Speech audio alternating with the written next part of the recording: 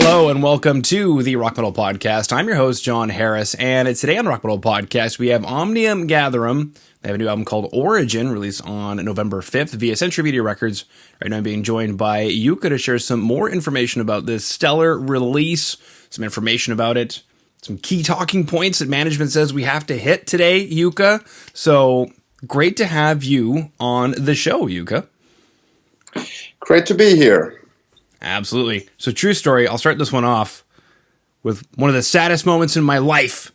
And that, Jukka, was the day that you guys were the last band to cancel a tour that I had backstage passes to conduct this kind of interview, but when you guys were coming through Edmonton, and that happened in 2020 for certain reasons. For some reason, whatever that could be. Whatever that could be. So anyway, I thought that I would share that because that's just stuck in my mind because you guys, I was looking so forward to that. I was Insomnium and you guys. Mm-hmm. And I'm sure you were looking forward to that as well. Yeah, of course, but it was the shortest US tour ever. We did one show in Philly, and that was it. Like, the North America, we did one in Philly, and we went home. For certain reasons. for certain reasons, man. Did you guys do anything cool in Philly? Did you get cheesesteaks? Yeah, we did get cheesesteaks, and we were able to play the show, and then after the show, everyone was kind of like, what's going to happen now? What's going to happen now? And the things escalated pretty quickly, and then maybe like in a 24-hour period, we're back in the airport. Then 12 hours after that, I was back home, stunned, like, what the fuck just happened? I went to the other side of the world, and now I'm back home. Okay, I'm going to take some wine. I'm going to listen to some music. I'm going to unwind. Exactly. Yeah. Yeah. Now, when you unwind, what kind of music would you have playing? Well, like a variety of music, of course, because, good music is good music in general. So I think it's kind of like a mood, mood-related thing in that sense that, it depends if I'm alone, if I'm with some of my friends and hanging out with some of my loved ones and stuff like that. So it depends, but there's a variety of collection. There's a aggressive part, there's the chill out part, there's the hanging out part, there's the party part. So every kind of music is all right. If it's good music, I don't listen to any crap. Of course. I would imagine that there's no crap going into those ears. well, sometimes when I listen to radio, but that cannot be helped. So, but good music in general is the way to go. Of course, I'm a metalhead, so there's a certain preference during the night. If we party or something, there has to be some metal in it. But still, I'm not against any kind of music, and everyone has to have their say and has to have their turn to put on some tunes. Mm-hmm. I completely freaking agree. Now, speaking of some other good tunes, you guys have a new record coming out here. Yes, indeed. And I'm going to have to let you know that the album Beyond is one of my favorite albums. I'm putting it up there with Dark Side of the Moon, the Beatles' White Album, and then Beyond. Not to say that, the other stuff isn't good. There's just, I think it's because that's the album where I discovered you guys. So there's there's a nostalgia piece to it. Mm-hmm. It flows really well. And then being Canadian, it's one of the best covers of Subdivisions, I think. Oh, you really think so? We have had a variety of opinions throughout the years of that, but I really like that because Russ is one of the most cool influences that we have. Especially with Marcus and Jonas, who doesn't play in the band anymore, but Jonas also really liked Russ, and I kind of picked up the band. I knew of the band before, but I kind of pick up the band from those guys back in the day. So I'm really thankful because, it's Limelight all the way. Limelight is a good song. So is that your favorite Rush song, Limelight? Well, there's a couple of songs, of course I like Subdivisions, but Limelight is kind of those songs that like really got stuck to me in the first place, so I had to listen to it again and again to be really like to be immersed into that feeling. But they have so many good songs, so it's kind of like it's hard to pick a favorite in a sense, but it's there in the top 3 maybe, I don't know. Yeah. I How about you, man? My favorite ones lately, I go through stages in what I call like the phases that they went through. So, for example, Limelight is very rock, arena rock kind of. You've got more of their progressive stuff like YYZ. You get into Subdivisions, which is more synth heavy. Yep. Where you're going, hey, where's Alex? Where did Alex go? Fuck. One of the most underrated guitar players because he held up with those two guys. Is, Yeah, definitely.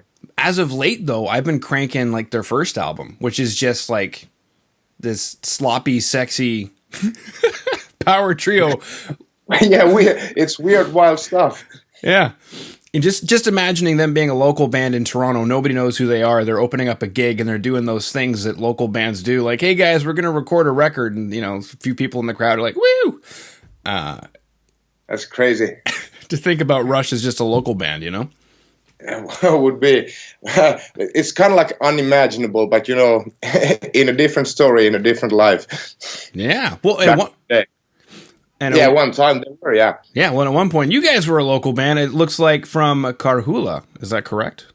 Yeah, it is. It's band, but the band is from Karhula. I'm not from Karhula. I'm from near Helsinki. But I joined the band recently, back in 2006. So. I guess the question is, how did that happen? 2006, was it like an ad on the internet? How did we do things in 2006?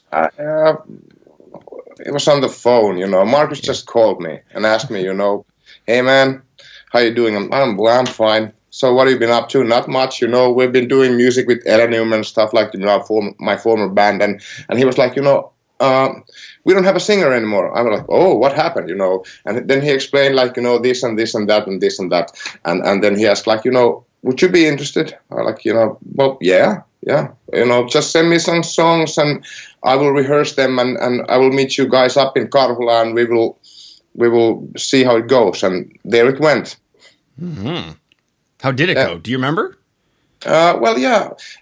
It was actually, we went to the rehearsal place and, they sent me like, demos from the upcoming album at that time, Stuck Here on Snake's Way, at that time unnamed album. And I just like, listened to the songs very carefully, made my own lyrics and my own like arrangements to the songs. And then I was like, I have these two, your guys' new songs prepared, and I have also 3 or 4 like older songs prepared, and let's see how it goes. And I guess they liked it because I'm still here. Yeah. I mean, I kind of know how it went, but I would like to ask that question anyway. Yeah. Perfect. Actually, another stat I have, going back to Beyond, apparently The Unknowing has over 1.3 million views to date on the music video. I mean, how does it feel to have you join in 2006? You guys do some stuffs because that album came out like about 6 years later or something. Yeah. I mean, how does it feel to just kind of like join it, enjoy what you're doing, and then now you're talking to some guy in Canada about how amazing you are? I mean, take us through that.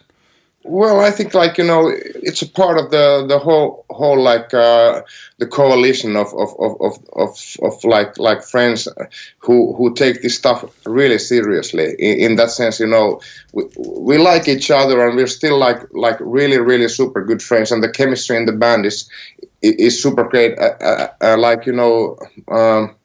But it's really hard to imagine that like we like to work. So I think like that's like sums it up really well, that it's a result of like love to each other, love to melodic death metal music and hard work, which means a lot of touring. That's what we're known for, and that is what we love to do. So basically, it's those things that make this kind of thing, at least for us, make this kind of thing happen. Yeah.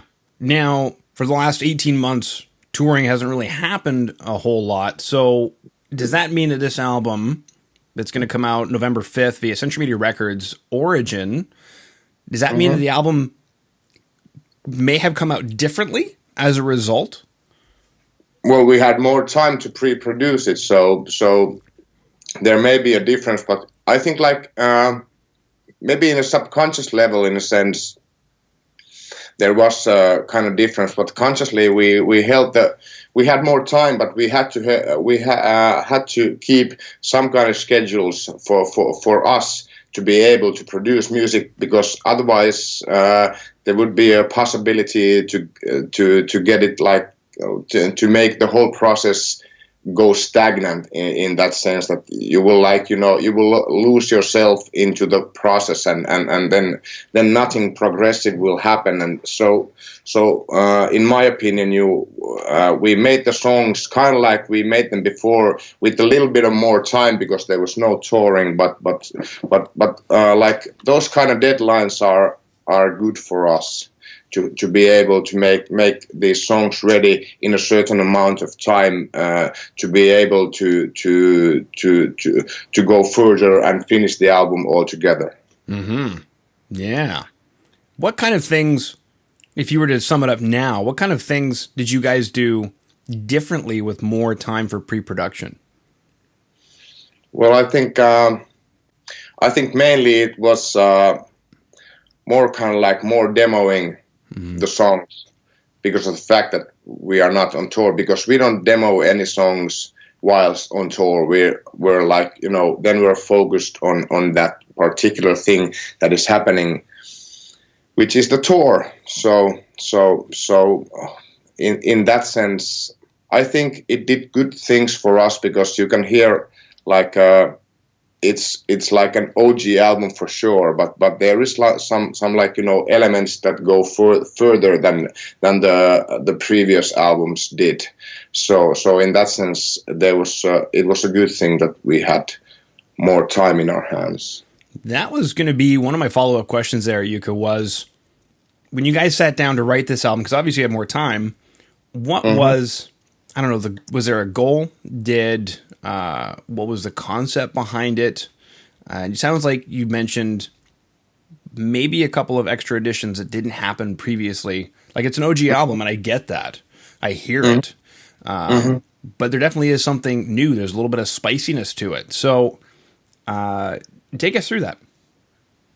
Well, I think the main thing was like, we had to keep it as an OG album, not to go like all avant-garde to people, because we know what we expect, and we know what people kind of like want to hear from us. So we'll keep it steady in that sense, but we always like to explore something new. And this, there are actually like clean vocal choruses on the songs, on some of the songs, which is something that we didn't do before. We had like clean vocals like in spices here and there, but in a couple of songs there are now like total clean vocal choruses, which is like in my opinion for OG is kind of fresh.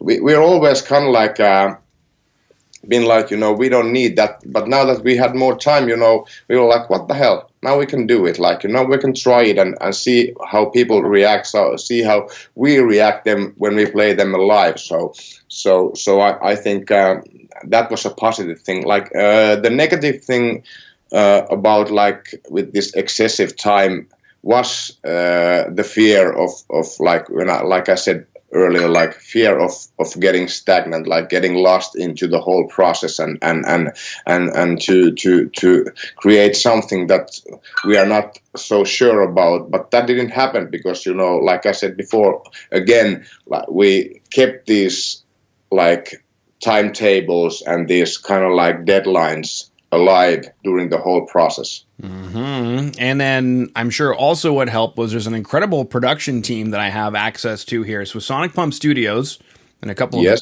well-known engineers there. So from what I can tell, Sonic Pump is like the only studio in all of Helsinki is the best place to go, apparently. Yeah, I think so. I think so too. There's a couple of other places, but the Sonic is really, Nino Laurenne, which is the main guy there, has been working in a metal scene with his own bands like Antidote and Thunderstone for years and years, and he has been producing and recording a lot of metal albums and a lot of non-metal albums. So that kind of way, it's the place to go.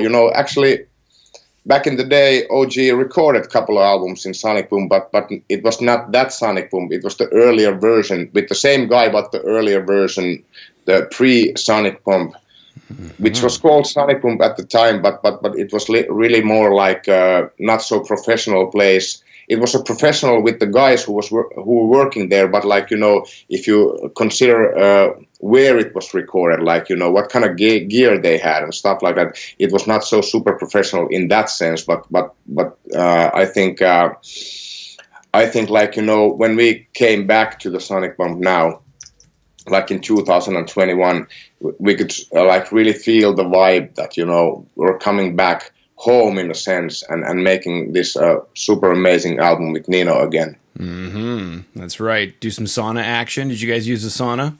Of course. Exactly. Now, yeah. I see a credit that it was mixed by Jens. Mm-hmm. Okay. Did he master it as well or just mix it?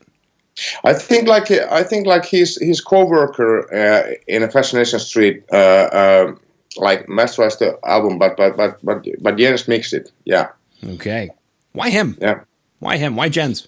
Oh well, I think there was this thing that we've been working with Dan Svano for a long time since the Redshift it was released in 2008, and Dan is really like Dan and Unisound. They are really incredible.